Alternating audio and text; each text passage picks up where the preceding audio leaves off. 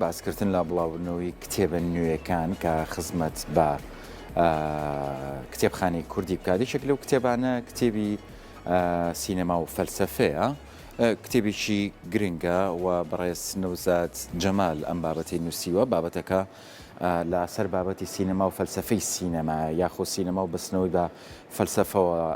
نەوزاد جەمال بۆ خۆی یەکێکە لەو کەسانی کە شارەزایەکی باشی هەیە لە بواری ڕخنەی و هەروەها بەتایبەت کارکردنی لەسەر فەلسەفەی کانت کە یەکێکە لە فەلسەفە گەورە جیهانیەکان و یەکێکە لە فەیلسوفە جیهانیەکان و ئەم توێژینەوەکانی زیاتر لەسەر فەلسەفەی کانتەوە. ئەم فەلسەفانە لەسەر بنیادگەری ژیان و دروستبوونی مرۆڤ و دروستبوونی سروشت و دروستبوونی زەوی و ئاسمان و هەموو فەلسەفە و تایبەتمەندی خۆی هەیە لە ڕوویای فەیلسوفەکان و خوێندنەوەی تایبەتیان کردو بۆ ئەم بابەتانە.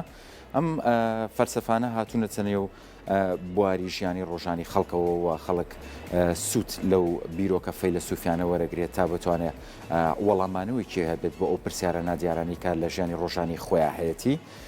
سینەماش بۆ خۆی بەشێکی گرنگی ئێستای هونەری حوتێمی جیهانیەوە هەموو جیهان برە و پیشەسازی زیاتر لەسەر بابەتی سینەما هەڵەچنن بۆی بتوانن وڵاتیان بەرەو پێشەوە برن. سینەماکەنە بەشێک لە پیشەسازی بە وڵاتەکان و بە نمونەش چەندین کۆمپانیای گەورەی جیهانیە کە کار لەسەر بابەتاکەن دیارترینیان هۆلیوودا و فەلسەفەش بۆ خۆی بەشێکە لە پێکهاتی سینەما و ئەم لە دووتوی ئەم کتێبەیە زیاتر ئاماژە بە بابەتی سینەما و فەلسەفە ئاکات.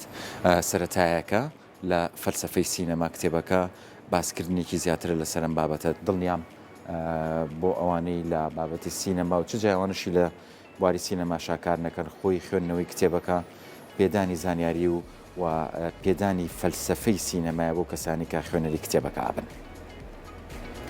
سینەما و فەلسەفان نوێترین کتێبی نووسەر و مامۆسای زانکۆ نەوزاد جەمالە.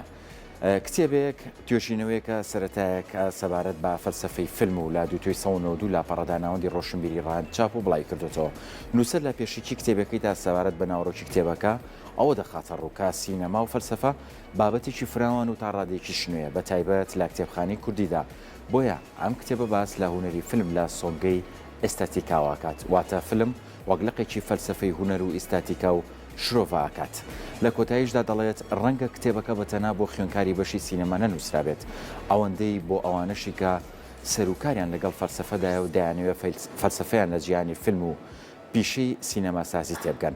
نەوزاد جەمالیشەکە لەو نووسەرانەی با دیدێکی فەلسەفیەوە لەسەر دیاردەهەن و کەیەکان هەڵوەستە دەکات و ساڵی ڕابردووش کتێبێکی سەبارەت بە فەلسەفە و فەیسبوک و گرێدانەوەی ئەم دوو چەمکە پێکەوە بڵاو کردەوە.